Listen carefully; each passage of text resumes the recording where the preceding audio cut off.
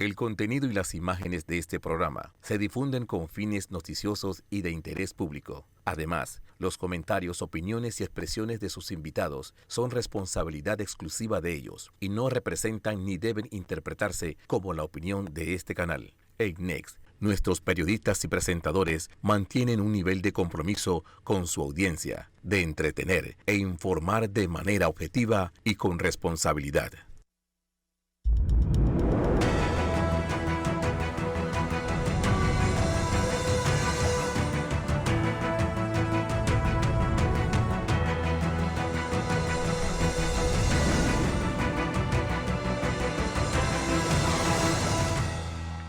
Muy buenos días, Panamá. Hoy es domingo 26 de febrero. Usted nos ve por Next Canal 21, nos escucha por KW Continente.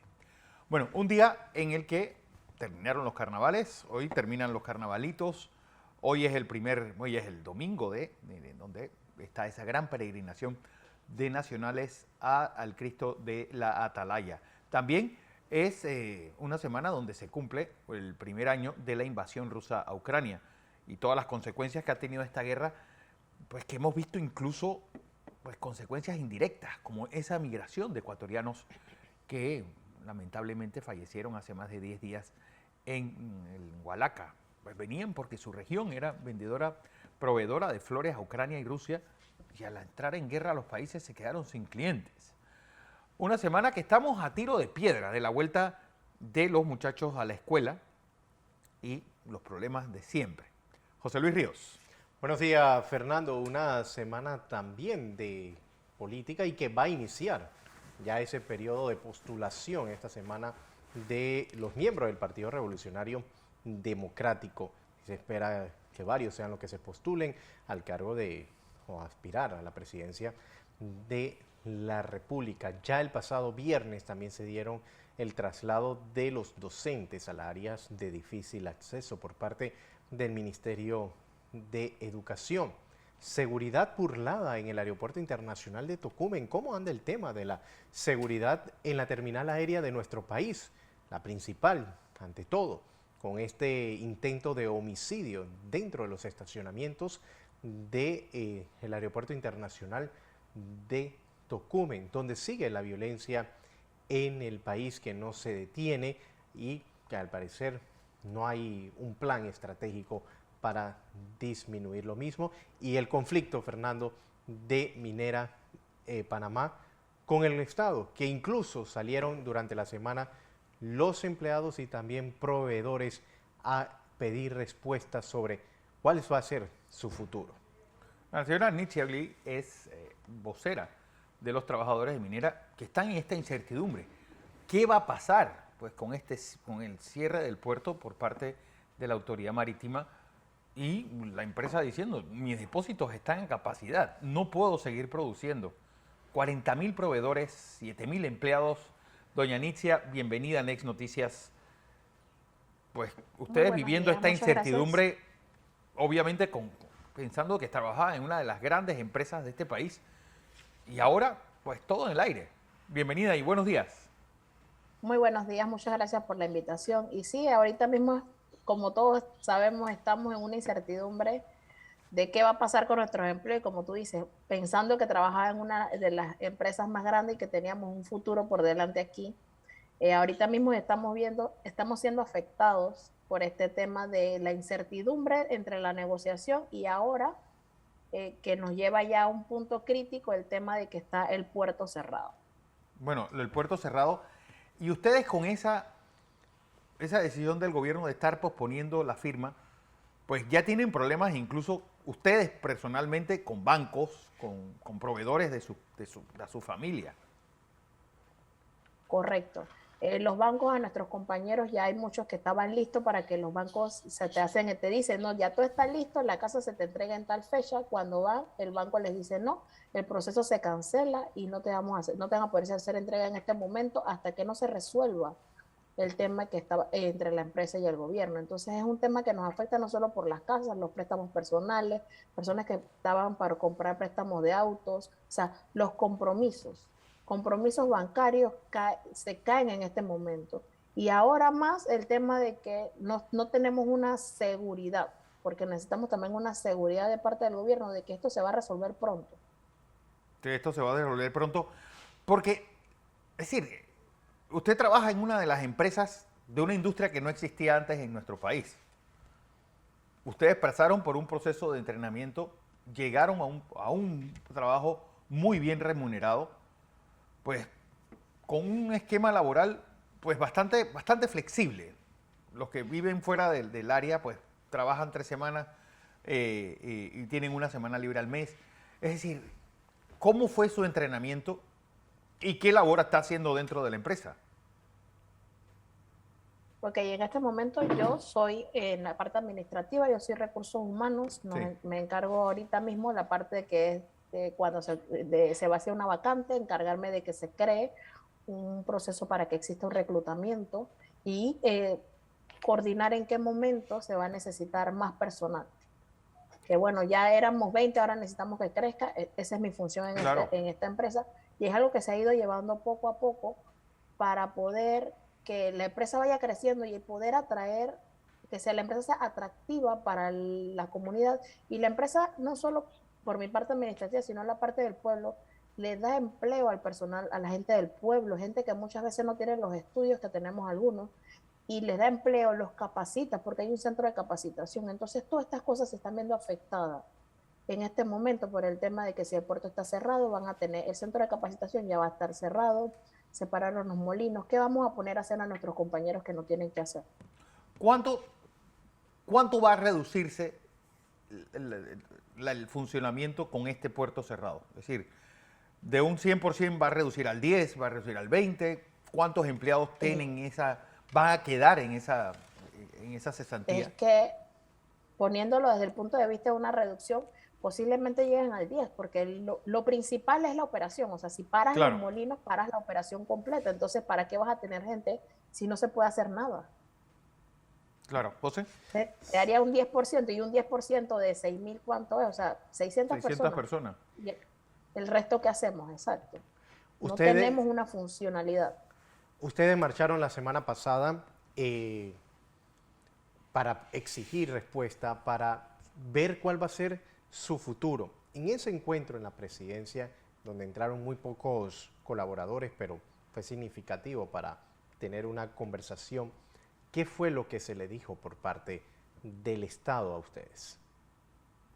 En realidad, ellos se enfocaron fue en explicarnos que conociéramos cómo era el tema de la negociación. Nos dijeron de los 28 puntos ya solamente faltan 2, la mesa está lista. Nos explicaron el tema de que es una negociación.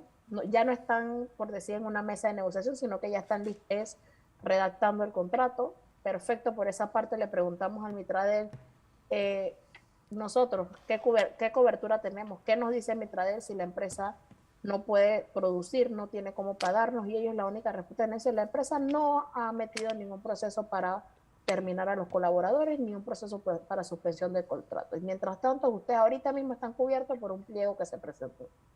Pero le preguntamos, y cuando se resuelva el pliego, ¿qué va a pasar? O cuando la empresa solicite suspender contratos o solicite el permiso para poder desmovilizar completamente la fuerza laboral, ¿qué va a pasar con nosotros? En realidad ellos solamente nos dijeron, eso no ha pasado y no creo que pase porque la empresa todavía los puede mantener trabajando a ustedes. Nosotros decimos, pero es que no hay nada que hacer si los molinos se paran. Es decir, que ustedes nos están dicen, con esa incertidumbre todavía. es correcto, no fue una respuesta concreta. Es más, le preguntamos qué pasaba si la empresa presentaba el recurso para, o sea, solicitaba la suspensión o pedir la desmovilización de los colaboradores, y dice que eso no ha pasado y le preguntamos, pero hay una certeza de que si lo piden ustedes lo van a negar y que no te puedo hacer, no nos pueden asegurar eso. Entonces al final no es una respuesta concreta para nosotros. Ahorita nos llevan en el carrito, por decirlo. Que tú que trabajas en recursos humanos, es decir, ni el mismo gobierno está claro qué es lo que quiere hacer con ustedes. Exactamente. Ni ellos mismos saben qué es lo que se está haciendo, porque no tienen una seguridad de que esto no va a pasar, te lo aseguro que esto no va a pasar, no va a llegar hasta allá. no nos dicen algo concreto. Les pedimos en la mesa que necesitábamos autoridad marítima, quien es ahorita Claro, quien la tiene que el tiene puerto la sartén cerrado. por el mango, realmente. Correcto, y nos dijeron que no, que iban a hacer el intento de contactarlos, y la pregunta es si estamos en presidencia, si tú llamas a cualquier ministerio, presidencia va a responder, cualquier ministerio responde porque es presidencia, o sea, Pero, aunque sea por Zoom. pero es que lo de la calibración de las balanzas, pues, la empresa dice que ya lo había hecho. Correcto. Es decir, Tenemos información de que ya lo ha hecho hicieron una tercera certificación que la presentaron, nos dijeron ellos mismos, el gobierno, que porque sí pudo comunicarse para conseguir la fecha en que se entregó la última certificación para revisión, que dice que fue el 15, sí. pero no pudieron comunicarse con ellos para que nos dieran respuesta.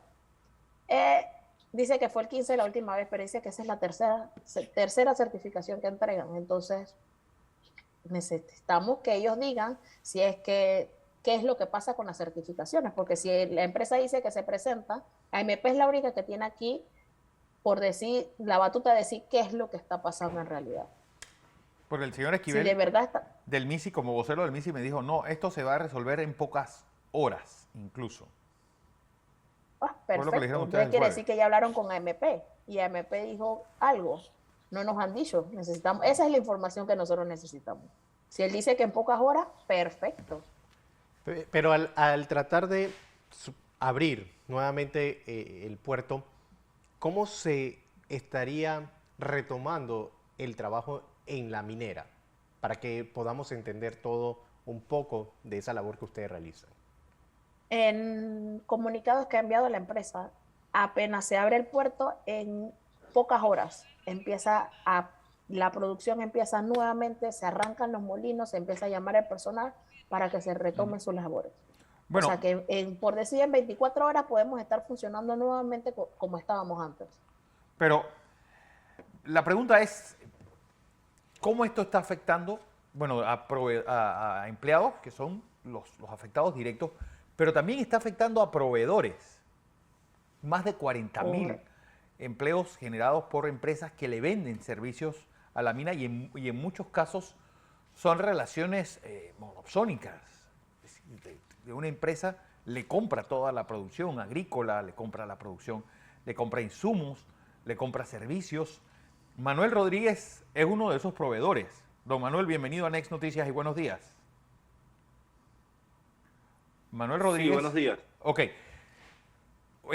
¿Cómo esto está afectando? Si puede activar la cámara, porque cómo esto está afectando ya no solamente a la economía de trabajadores, sino a la economía, a todo el clúster que gira alrededor de la mina. Su empresa, por ejemplo... ¿Sí, me escuchas? Sí. Su empresa, por ejemplo, Ajá, ¿qué le sí. provee a la mina y qué le ha dicho con este cierre del puerto? Ok, nosotros como contratistas somos distribuidores de la línea industrial, de varias líneas industriales, mejor dicho, entre ellas pegamentos que son muy utilizados para el funcionamiento de la mina, revestimientos, limpiadores y adicional de eso, personal de mantenimiento. Y nos hemos visto muy afectados también porque si minera está detenida, los molinos están detenidos, nosotros no podemos ni proveer repuestos ni personal y esas personas dependen full del trabajo que la compañía le ofrece. Sí. Entonces hay mucha inquietud tanto en el personal de mantenimiento como en el personal administrativo de qué va a pasar, porque yo creo que no solo para nosotros, sino para las demás compañías que son contratistas, el principal cliente es Minera Panamá, es el cliente más fuerte que puede tener una compañía acá en Panamá en este momento, por la cantidad de personal que demanda y por la cantidad de suministro que requiere para su operación. Entonces, al no tener una certeza de nada, ningún comunicado del gobierno, ningún pronunciamiento, todo el mundo está en zozobra porque ¿qué haces con tantas personas si no puedes pagarle y las tienes detenidas? Entonces, es complicado, y también el tema de las inversiones que las compañías tienen pensado hacer a corto plazo. Si no las haces y la mina arranca, cuando la mina arranque nuevamente no vas a tener la capacidad de proveerles. Y si la haces y la mina se detiene, ¿qué haces con la inversión? O sea, que es una carta de doble filo, por así decirlo. No sé si me explico. Claro, por supuesto. Entonces, sí, es muy, muy complicado. Muchas personas llamando, preguntando qué va a pasar, porque, como te digo, es el único sustento que tienen, y al no haber trabajo de parte de Mina, la Mina no nos está llamando para solicitarnos personal, lógico, nosotros no podemos llamarlos a ellos. Entonces, es una cadena que no solamente afecta la parte económica de las personas, sino también va afectando la parte emocional, la parte psicológica, ya de que las personas que necesitan el ingreso no lo están percibiendo.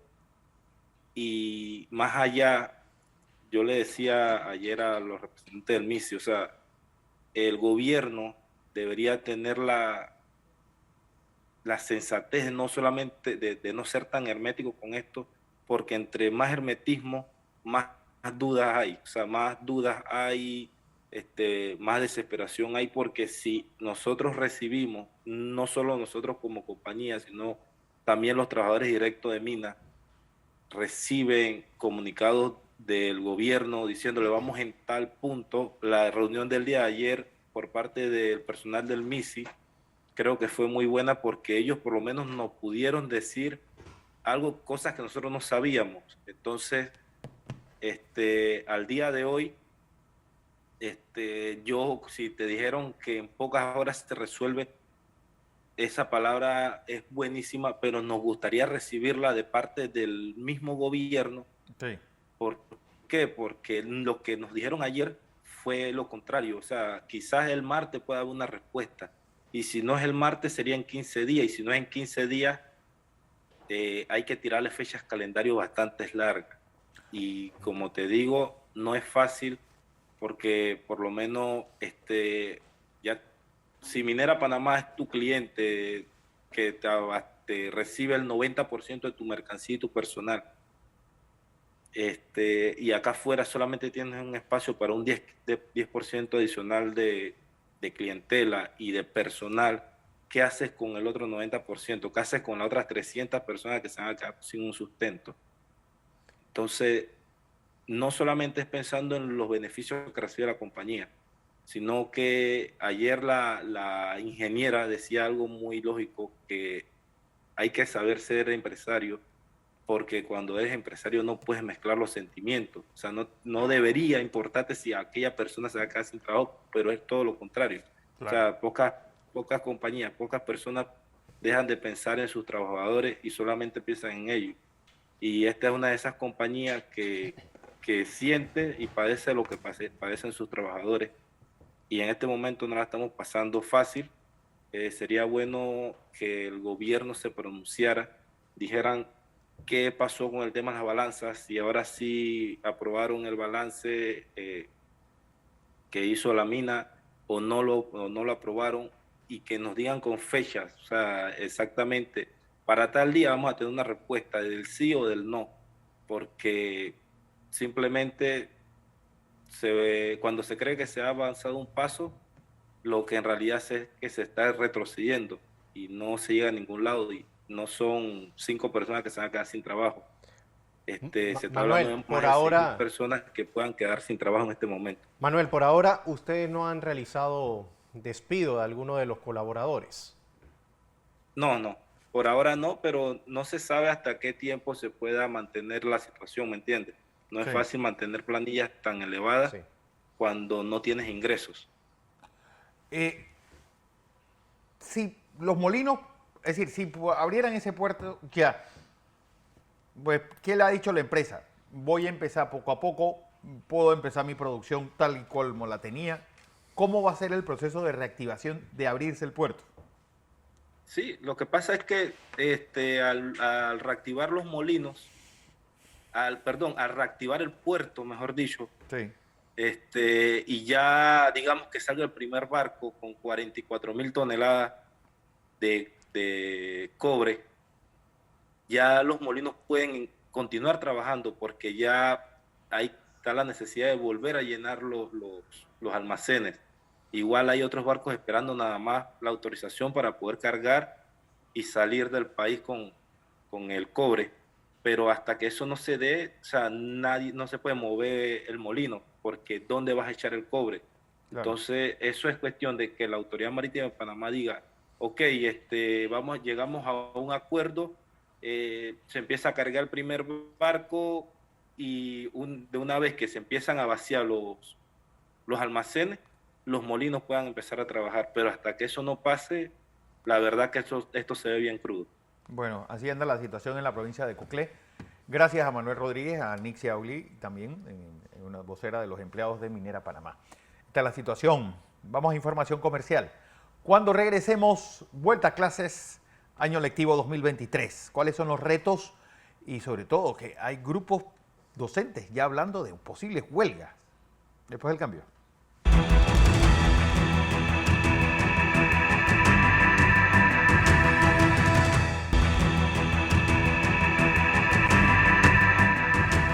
Bueno, seguimos en la presentación de Entre Líneas. Hoy es domingo 26 de febrero y estamos a una semana. Mañana es el día de entrada de los maestros y profesores porque el curso lectivo empieza en una semana, el 6 de marzo. Y mi siguiente invitado es Iván Rodríguez. Él es secretario de organización de AEVE, la combativa Asociación de Educadores Veragüenses. Iván, bienvenido a Next Noticias y buenos días. Buenos días, licenciado. Gracias por la oportunidad primero que todo. Bueno, a una semana vista de esta entrada a clases, su análisis, ya empezaron los traslados a áreas de difícil acceso y, bueno, segundo año en el cual va a haber clases regulares después de 2 años en el dique seco. ¿Qué nos espera en este año lectivo? Y ustedes como organización, y una de las organizaciones más importantes de maestros y educadores nacionales, ¿qué esperan de este año 23? Bueno, primero que todo, nosotros tenemos que darle gracias a Dios por permitirnos iniciar una vez más un nuevo año lectivo 2023, iniciando el día viernes con lo que es el traslado de los docentes por tierra a los lugares donde se van a ser trasladados vía aérea. Esto siempre se ha tramitado con la Dirección General de Educación para poder hacer lo posible con días de anterioridad para que todos estos docentes puedan estar en sus lugares de trabajo el día lunes 27 cuando inicia la semana de organización. De hecho, se hace con tiempo por la gran cantidad de docentes que se tiene que llevar. Fíjense que de repente no hasta la misma escuela, algunos sí se llevan hasta la misma escuela, otros lo dejan en lugares donde se puede aterrizar y ellos tienen que caminar un par de horas. Razón por la cual desde este viernes comienza el traslado vía terrestre a nivel nacional para poder llevar a estos compañeros donde van a ser transportados vía aérea. Una situación muy motivadora para ellos y a la vez con su practicidad de sentirse un poquito vulnerable, porque estos son los educadores que abandonan a su familia, abandonan a sus hijos para poder cumplir con esta loable labor de compartir conocimiento. Pero fíjense, entramos ya el día viernes, estos compañeros del área de difícil acceso, para ver cómo se encuentran sus escuelas, en qué estado están, porque como es de conocimiento ustedes, muchas de estas áreas todavía tienen escuelas rancho, razón por la cual es un gran trabajo que ellos tienen que realizar esta semana con la comunidad educativa, con padres de familia, estudiantes, para poder el día 6 de marzo tener el centro educativo listo.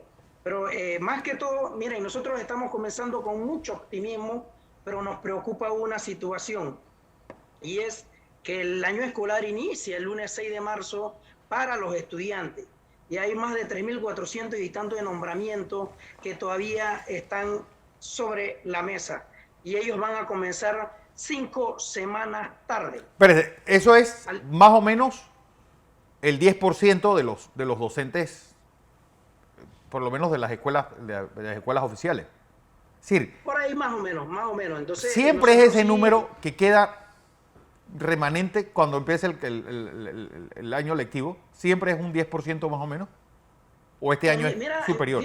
fíjese, licenciado, que es que lo que yo decía en la última reunión con el ministerio, que estas cosas antes no se daban. Nosotros entrábamos todos a la vez. Yo no sé qué es lo que está sucediendo con la parte administrativa, que esto se está retrasando. Nosotros no queremos creer y damos un salto de buena fe que esto no sea pues, problemas de presupuestos del Ministerio de Educación, porque de hecho hasta el día de hoy nosotros no lo conocemos y quedaron de enviárnoslo vía correo para analizarlo y todavía no nos ha llegado.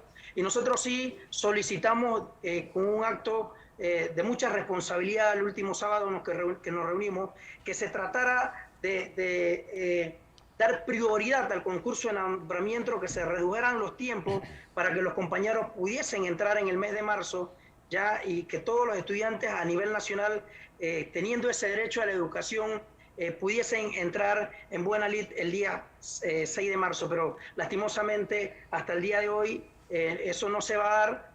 Nosotros esperamos con mucho positivismo que esta situación se pueda arreglar en el transcurso de los días que vienen, porque sí hubo un compromiso por parte de Recursos Humanos de tratar de resolverlo. Pero, profesor Iván, esta es una situación en la que siempre se vive, porque tengo conocimiento, por ejemplo, el año pasado hubo escuelas que terminaron sin docente, incluso fracasaron a los estudiantes, simplemente porque le pusieron un módulo. ¿Quién revisó esos módulos? ¿Por qué se da esta situación recurrente cuando hay maestros y profesores esperando un nombramiento? Tal es el caso que tengo una prima que donde se necesita un docente en el área donde ella está, pero la trasladan a otro lugar. ¿Por qué se trabaja de esta manera en el Ministerio de Educación? Fíjese que nosotros en la última reunión nosotros hicimos énfasis en esta situación, porque esto es problemas meramente administrativos del propio Ministerio de Educación, que a pesar de que es un ministerio que se maneja con muchos decretos, con muchas normas, cuando tiene este tipo de situaciones se vuelve todo un macarrón, como dice el común de la gente popular, y nosotros hemos dicho que esto para nosotros no puede volver a pasar, porque se iba regulando la entrada al nuevo año escolar, se fue mejorando paulatinamente y de nuevo hemos caído en este desfase producto de la irresponsabilidad administrativa que hay dentro del Ministerio de Educación, que no la entendemos. Entonces, cuando uno pregunta por este tipo de situaciones, no se obtienen las respuestas debidas, porque de hecho cuando usted en el mes de mayo, junio, ya usted está entregando matrículas probables, es precisamente para que la parte administrativa de recursos humanos, carrera docente y legal, tengan la apertura del concurso a tiempo y que los docentes puedan estar en sus centros educativos en la hora oportuna.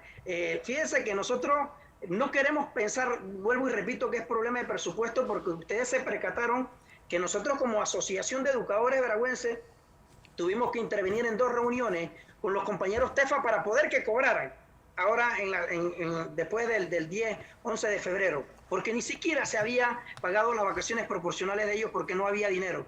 O sea, dar pie a lo que está sucediendo ahora es tener muchos centros educativos, como lo acaba de decir José Luis, que no van a iniciar sin docente.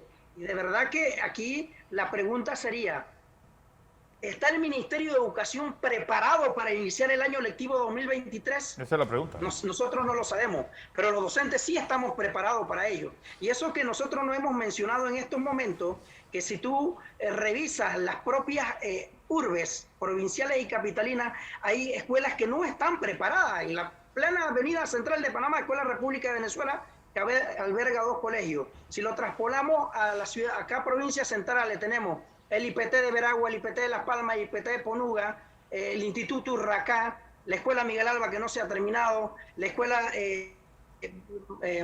La Primavera, que está en fase de construcción también. Entonces, y nosotros hemos hecho ingentes esfuerzos porque estos proyectos se terminen. Miren que nosotros solicitamos en la mesa del diálogo un 5.5%, que posteriormente a eso dio como resultado una marcha y donde el gobierno se compromete a dotar ese dinero al Ministerio de Educación. Bueno, en resumen, ya eso fue resuelto, sí, pero como ustedes entenderán, el Ministerio de Educación, el presupuesto del Ministerio alberga muchas otras instituciones. ¿Cuánto realmente le tocó al Ministerio de Educación de este 5.5? Solo 180 millones de dólares. Oiga, y 180 millones de dólares no alcanza para todos los despidos de administrativos, seguridad, trabajadores manuales que se hicieron porque los colegios en estos momentos no cuentan con ese personal. La pregunta, es decir, en uno de los eternos debates cada vez que hay una entrada a clases, la reparación de escuelas. ¿Cómo se hizo? ¿Cómo van a encontrar nuestros muchachos los centros educativos? Ya vemos, por ejemplo, el caso de la Escuela Venezuela. Bueno, por lo menos ya se demolió, ya se va a empezar a construir. Pero, ¿qué pasa con escuelas que bueno, que es una vergüenza que las escuelas terminen destruidas el fin de año y tengan que repararse y empiezan casi nuevas y terminan el año hechas una ruina?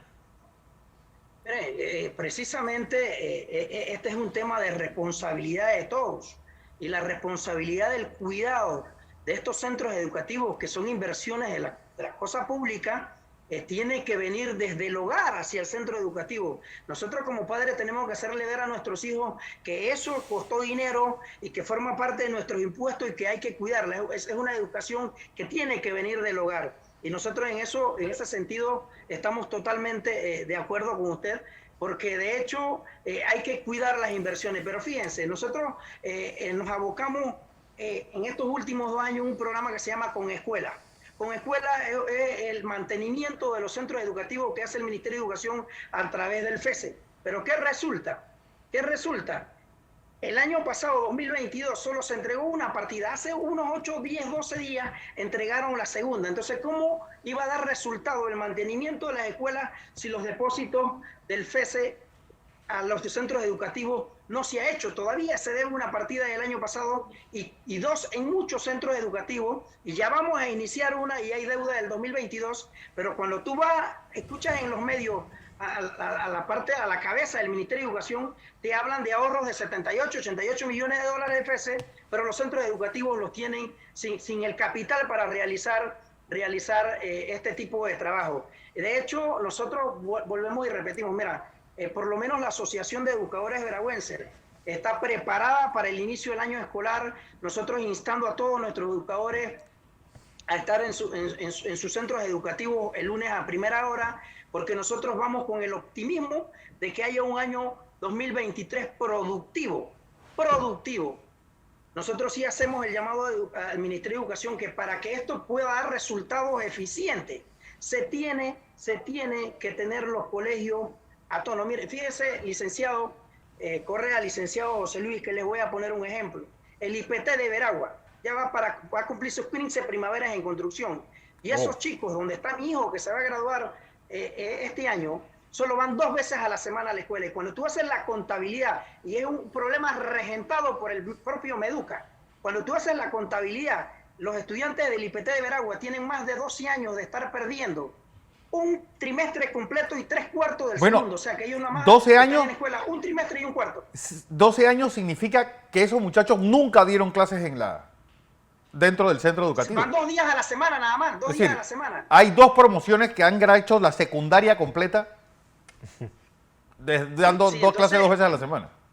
Exacto, y esto no es responsabilidad del sector docente, esto es responsabilidad del Viceministerio de Infraestructura, que fue creado, me disculpan lo que voy a decir, pero nosotros hemos dicho que el Viceministerio de Infraestructura parece que fue creado para planillas, porque aquí hubo 2 años que la mayoría de las escuelas no tuviesen presencia de estudiantes y donde hubo la particularidad de poder resolver y no se hizo nada. Se pretenden resolver en 40 días de un año al otro para preparar los centros educativos y no se puede. Y lastimosamente, miren, nosotros le hemos llevado propuestas al Ministerio de Educación sólidas. Por ejemplo, le decíamos en la última reunión, el IPT de Veragua necesita $487,000 para terminar el pabellón principal.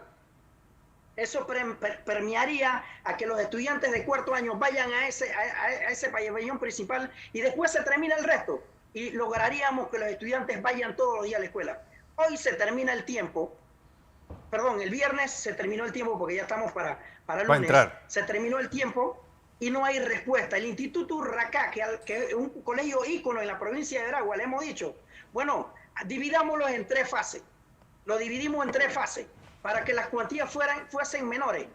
Oiga, nada más está en estructura de planos en el Meduca y solo hay $200,000 para iniciar que no alcanzan ni para los planos. Entonces, este es el tipo de respuesta que las comunidades educativas no añoran y que la población panameña, cuando ve este tipo de vicisitudes, dicen, pues, oiga, pero es que los profesores no. Los profesores están ahí, van a entrar a su semana de organización, no tienen dónde elaborar, es lo que sucede en estos momentos. O sea, tenemos que abrazar el esfuerzo entre docentes, Ministerio de Educación, gremios magisteriales, padres de familia y estudiantes para que este año sea exitoso. Si no unimos esfuerzo y no trabajamos al mismo ritmo, por el mismo camino, vamos a tener dificultades nuevamente que están bajo la responsabilidad y el paraguas del Ministerio de Educación.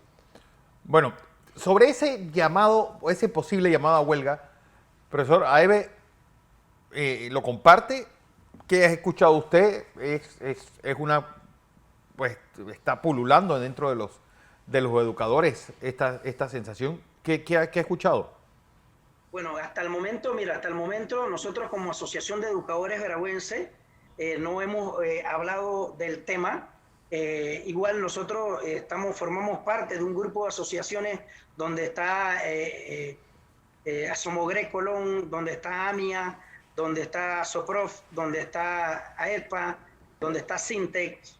Nosotros no hemos hablado al respecto de eso, porque nosotros sí, lo decíamos el día sábado, nosotros estamos dando un salto de buena fe, como siempre, a que el Ministerio pueda resolver todo el engranaje de situaciones que tiene, porque son muchas las dificultades que el Ministerio de Educación en estos momentos tiene para el año lectivo 2023, que de hecho te puedo poner 2 situaciones más y con las que nosotros hemos laborado. Fíjense que a nosotros se nos dota de textos, y hay escuelas todavía que no han recibido los textos del 2022, y hay escuelas todavía que no hemos terminado de recibir los textos del 2022, ¿ya? Entonces, son herramientas que se utilizan durante el año escolar y ya hay que volverlas a renovar en el año siguiente. Claro. Nosotros estamos en estos momentos y hemos solicitado a la Dirección Nacional de Nutrición, porque hay un plan que se llama Estudiar sin hambre. Estudiar sin hambre. Pero Estudiar sin hambre fue un plan que se diseñó en presidencia en tiempo de pandemia para cuando hicimos el reinicio presencial, pero solo hay un mínimo porcentaje de escuelas en ello. Pero cuando tú ves el presupuesto del Ministerio de Educación, hay $21.9 millones para el Departamento de Nutrición para llevar cremas, galletas, arroz, lentejas, frijol y poroto, que cuando tú revisas con la parte nutritiva, eso no es ninguna nutrición para nuestros estudiantes. Más del 80% de los centros educativos a nivel nacional, licenciado Correa, licenciado José Luis, no estamos recibiendo estudiar sin hambre que dice el presidencia. Nosotros hemos solicitado que por el amor de Dios devuelvan el programa de nutrición, que aunque sean nuestros estudiantes coman el arroz, el frijol, la lenteja y el poroto a las 10 de la mañana para que ellos tengan algo en el estómago, porque nadie puede estudiar con hambre. Y fíjense que en muchos lugares tú escuchas decir, no, pero lo que pasa es que la parte que hace falta de la carne y lo demás, pueden comprarla con el FESE. Pongamos un ejemplo. Una escuela como la donde yo laboro, que está a 30 minutos de aquí, es área rural. Solo hay 48 estudiantes. Tú multiplicas eso por los $40. ¿Cuánto realmente nos toca a nosotros en el año de FESE, en la parte nutritiva? Como $330. Y tú divides eso en los 3 trimestres, son 110 por trimestre, y lo divides por semana, nos toca $8 por semana para darle algo a los estudiantes. No nos alcanza ni para comprar 2 cajetas de huevo. Profesor, pero entonces, comprando eso en el FESE, ¿cuándo llegarían esos productos? Porque imagínense si comprar un lápiz se acaba el año y no lo reciben, entonces la carne llega dañada. Y has tocado un tema importante, paralelo al que yo estoy tocando. La comida se puede comprar directa en los supermercados, pero ¿qué podemos comprar nosotros con $8 por semana? Pero fíjate que el engroso de este enredo es Panamá Compra. Claro. Encima de que no tenemos el dinero, tú pides lápiz, bolígrafos, borradores, te dan una cuestión que un bolígrafo, eso cuesta el ojo de la cara, que una escoba te está costando $7, $8, ¿ya? Y si tú lo compraras directo te cuesta $2.50. Entonces, estamos propiciando que en Panamá Compra se queden con los dineros del FESE, nos los entreguen en el año de la aurora y pasamos nosotros semanas sin material, porque precisamente Panamá Compra es una situación muy difícil. Nosotros hemos solicitado que las escuelas que manejen menos de $5.000, $7.000, $8.000, $10.000 se permita comprar en los locales de provincia, claro, para poder resolver, y no ha habido manera. Entonces al final del camino culpan a los directivos que hacen ingentes esfuerzos por tener los enseres a los educadores, pero con este proceso de Panamá Compra es un bendito dolor de cabeza. Solicitamos que se hiciera una resolución transitoria para poder resolver, y hasta el día de hoy no se ha tenido respuesta porque no sabemos qué es lo que pasa con las direcciones nacionales que manejan estos rubros a nivel interno del Ministerio de Educación.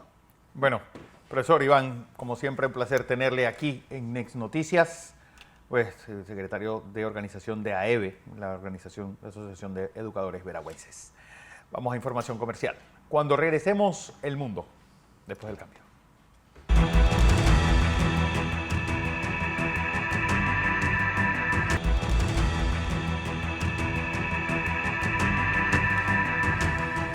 Seguimos con más de Entre Líneas y vamos al análisis internacional. En esta ocasión nos acompaña Alonso Correa. Bienvenido, Alonso.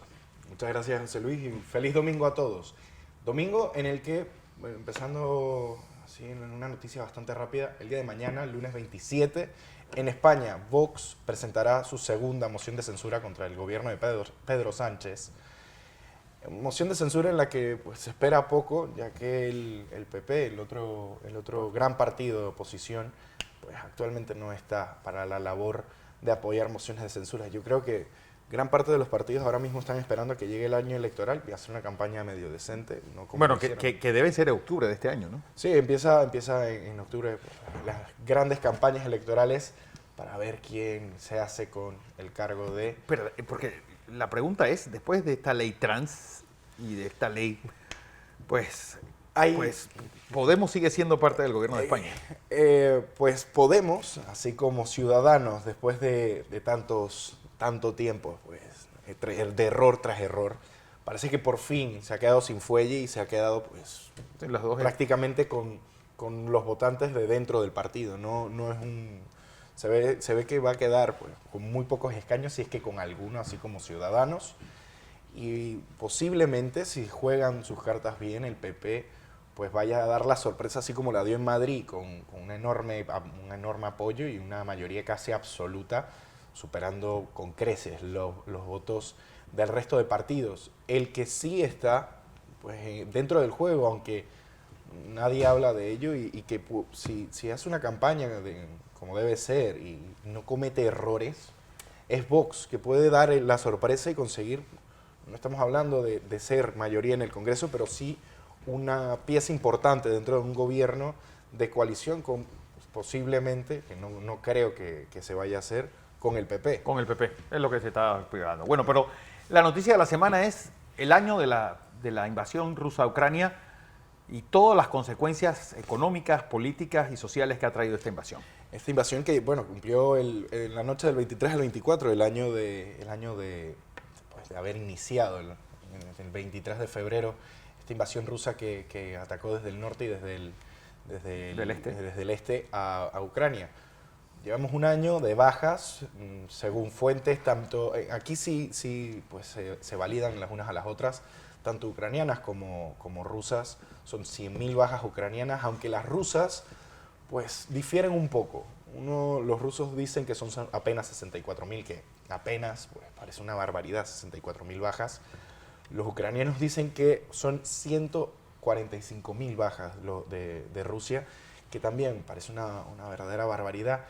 Y más teniendo fuentes tan difusas, tan opacas y tan poco transparentes que realmente pues no te da la confianza de absolutamente nada. Así que pues este recuento de bajas, lo más seguro y lo más claro es que pues, una vez que finalicen, después del tiempo que sea necesario, aunque se va viendo destellos de que pues, es muy posible que lleguemos a un punto a un punto como lo llegó la guerra de Corea, y más viendo el avance chino para tratar de solventar el conflicto, es que veamos una división de Ucrania, una línea desmilitarizada y poco más. Así justo como ocurrió en Corea, y que pues se está viendo que unos no quieren ceder, los otros no quieren diálogo, y lo único que lleva la larga de esta guerra es a más muerte, a más destrucción y a más pues tensión mundial, porque uniendo esta noticia estamos viendo primero el discurso de esta semana de Vladimir Putin hablando acerca de la reactivación de pruebas nucleares por parte de Rusia, que esto ya yo creo que es un llamado de atención acerca de los posibles... Pero que también se la ha pasado siempre haciendo esa amenaza de utilizar estos tipos de armas, ahora, ¿no? ahora es algo real, porque si dice que va a reactivar las pruebas nucleares, significa pues, que ya tienen los hilos en proceso de reactivación, ya tienen todos los mandos puestos. ¿Y esto qué quiere decir? No es que vayan a utilizar bombas nucleares en la guerra de Ucrania, ni mucho menos, eso sí sería ya perder la guerra. Pero hay algo que me llamó la atención de Putin diciendo que la existencia de Rusia depende de esta victoria en Ucrania. Una victoria que hay un nuevo paquete de sanciones que ha anunciado Estados Unidos, una nueva resolución de la ONU donde Rusia queda más sola que nunca, pues con lo peorcito de cada familia solamente apoyando esta invasión. Y, es decir, yo creo que alguien en el Kremlin, dentro de esa estructura monolítica y vertical que es el poder en Rusia, alguien debe estar diciéndole al señor Putin, señor, es que volvamos al 23 de febrero del 22. El problema que tiene Rusia es el problema, y es la maldición y bendición, porque Putin, al venir de la KGB, es un tecnócrata casi de manual. Cogió a todos sus socios de la KGB y los puso pues, en sus puestos designados. Bueno, hasta el arzobispo. Sí, resultó que el patriarca de Moscú también fue agente de la KGB. Exacto, o sea, todos los puestos que están dentro del gobierno, todos los puestos que están dentro del Kremlin, todos los puestos de poder de Rusia, pues nacen de una misma fuente. ¿Y qué quiere decir eso? Pues que muchos de ellos comparten una misma idea, así que no creo que haya alguien dentro del Kremlin que sepa mucho más que su compañero al lado. Así que la inteligencia rusa, ya sabemos desde el inicio de la invasión que está fallida, pues suponen a la alza en vez de a la baja, y así les va. ¿Y qué es lo que sucede? Pues que tienen bajas en Soledar, no pueden conquistar Kiev, se han quedado casi sin tanques, porque se han visto ya fotografías de T-34 montados en trenes para llevarlos. Bueno, el T significa tanque y el año y el número es el año que se puso en marcha. Es decir, este es un tanque de 1934. Exactamente. O sea, estamos viendo que Rusia pues, se está quedando sin suministros, no sin balas, porque eso es bastante improbable, ya que hay bastantes informes de que Rusia se está quedando sin munición, pero eso lleva ya un año y no han parado de bombardear. ¿Qué es lo que sucede? Que con este discurso, y más se acentúa la presión, la tensión mundial, con este pequeño tour a lo Kennedy que hizo Biden, primero de manera secreta, un tren a Kiev, y estuvo con Zelensky pues, caminando por las ciudades de la capital ucraniana, para después ir a Polonia a dar un discurso acerca de que se necesita el fin de la guerra, de que el mundo libre no va a arrodillarse frente a la brutalidad. Un poco pues, tentando al oso y picando un poco a los rusos para ver cuál era su respuesta.